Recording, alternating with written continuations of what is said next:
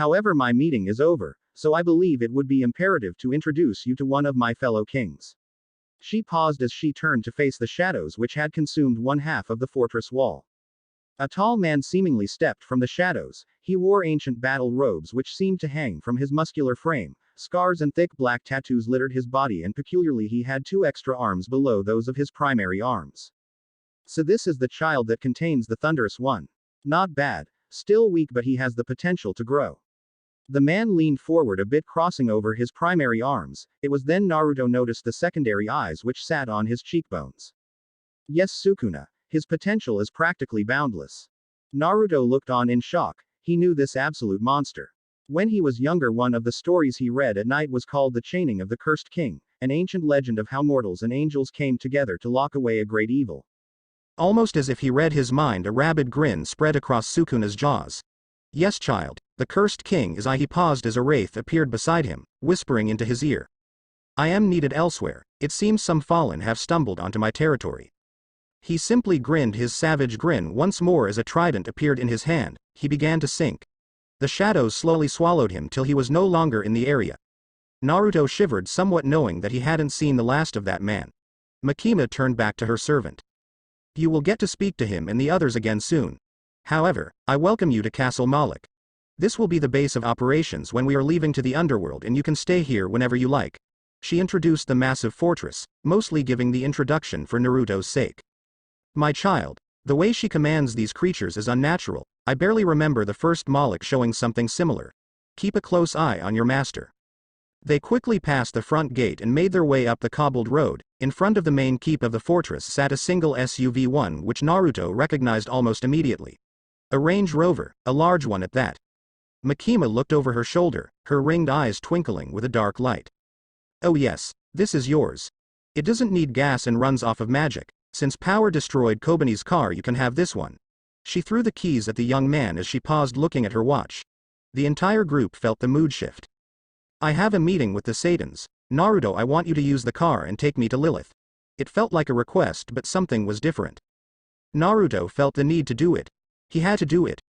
Raijin's eyes narrowed, had felt this feeling that emanated from his host before. It was akin to a suggestion that he felt compelled to comply with, even though he was not the one it was directed at. He could feel the magic dripping off her words. Naruto couldn't help himself. Linebreak Grafia stood outside patiently. Not only was a powerful guest of her husband's arriving soon, but his beloved younger sister would also be arriving sometime later in the day. She and her peerage had been studying within the human world for a while, so Grafia was curious about what she had learned. She was cut from her short revelry by the loud growling of a powerful engine. Not many high-class devils used cars. Most were content with teleportation or carriages, so it was rare that the maid got to see cars within the underworld. She watched as the small convoy drove up the small hill that led to the Palace of Lucifer. 3 large SUVs. 2 black, and 1 dark blue with some orange stripes. All 3 carried the symbol she was meant to look out for. A stylized Eye of Horus. The symbol of House Malik. An ancient family almost as old as the devil species itself. Shed met and fought against and with a number of Molochs in the past, and they all were unhinged but in an intelligent way, as well as being able to turn the tides of battle by simply appearing. They were small but not to be trifled with. Grafia watched in slight curiosity as the vehicles stopped before her and a number of what seemed to be humans stepped out of the cars.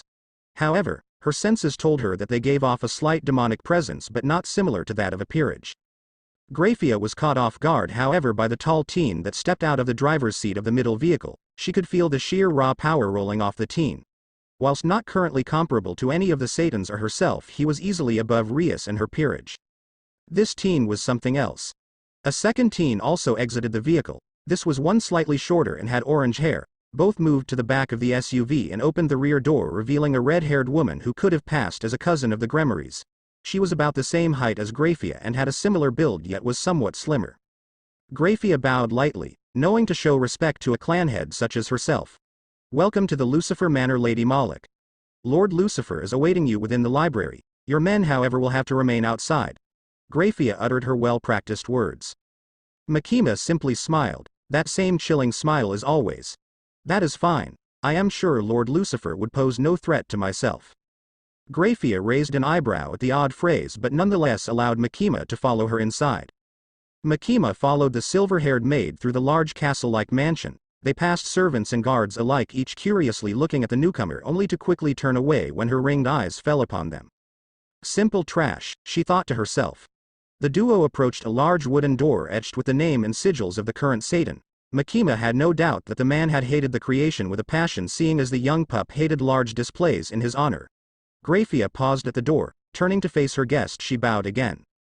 The Lord Satan is inside. Please enter and remember to mind your manners. Graphia finished standing tall again. Makima ignored her veiled warning and pushed the door open, the said door moving with a loud groan as her superior strength caused it to flex and bend. Before her, behind a large ornate desk, sat a tall, relatively handsome redhead. She could see the clear familial relation between this man and the brat that currently controlled Kuo.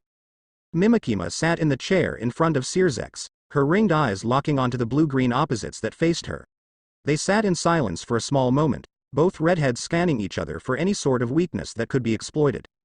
Searsex sighed, deciding to start the conversation himself. So, Lady Malik, I am glad you accepted my invitation to this meeting. Obviously, there are a few things that need to be hashed out, however, before we get to the more distasteful business. Would you like a drink? Makima simply smiled, her cold smile. Why have you summoned me here, searsex? The man cleared his throat before speaking. Territory. My sister owns Kuo and is in a shared partnership with the Citri heir. So why have you been detected not only working within the territory but also claiming peerage members without consulting the host? His voice was almost as cold as Makima's own. Almost. Your sister almost let him go to waste and die. Not only that, but if she could not detect my presence, she does not deserve her position. Not to mention you do not command me, child. Makima gave a soft, empty smile. Searsex's face scrunched up somewhat. Child? I do not believe you are that much older than I am. Nonetheless, respect her territory or there will be problems between myself and you. His threat was not an empty one. The air swiftly changed, becoming heavy and warped. The circles within Makima's began to slowly spin in opposite directions, becoming faster the longer Searsex stared into them. The red-haired man in turn flared his own aura. Are you threatening me, Malik? The hairs on the back of Searsex stood. Anger but also a sense of morbid curiosity filled his being. Who was this woman who deemed herself worthy enough to threaten him? Her aura seemed to expand, engulfing the entire room before becoming as dense as a neutron star. Searsex found it somewhat difficult to breathe, so he flared out his aura some more to compensate. To his shock, eyes began to appear around the room, ringed eyes which simply stared into his dark soul. Makima was still staring at him, her eyes rotating akin to that of a helicopter blade. When she spoke, her voice was heavy and almost sounded like it was corrupted. You are alone, child. There is only darkness for you and death for your kin. You are strong, child. But I am beyond strength. My goals are simply beyond your understanding. Makima finished, and her voice seemed to echo around them. Searsex narrowed his eyes. Her words had shaken him somewhat, but he was not the strongest Satan for nothing. Leave. Leave now and heed my warning. Stay away from my sister's territory, otherwise, I will not be so diplomatic next time. He watched as the woman stood and left, turning her back to the Bael, uncaring of his reaction. Once he was sure she was gone, he activated a communication seal. 3 seals opened, revealing those he was trying to contact. The other Satans. What is it, Searsex? I am somewhat busy. Ajuka asked his friend. However, the grim look on his friend's face cut off any further complaints. We have a problem. I just met with the head of the Malik family. She's almost as strong, if not stronger than we are. I couldn't get an accurate read, but it seems close. Outside, Naruto leaned against the Range Rover. Makima had been inside the castle for almost half an hour at this point, and Naruto wondered if she was ever actually going to come back. The other cars were filled with members of Makima's household, mostly the more human security members that she had. They were relatively nice but seemed intent on serving him almost as much as they did Makima. At least Denji was here with him, keeping him somewhat entertained. Naruto heard the subtle click of heels on tile and turned to face his approaching king. He could see the subtle annoyance that lanced through her form. The meeting must be not been productive. Denji opened the rear door for their king, but she paused before she entered the vehicle, turning to Naruto. Take us back to the Malik estate. You are going to meet my younger sibling. She said the words carefully. Then your true training and familiar selection will begin. She finished, her grin cold yet also cruel, something new for his king. Naruto nodded, simply accepting his fate. Thanks for watching.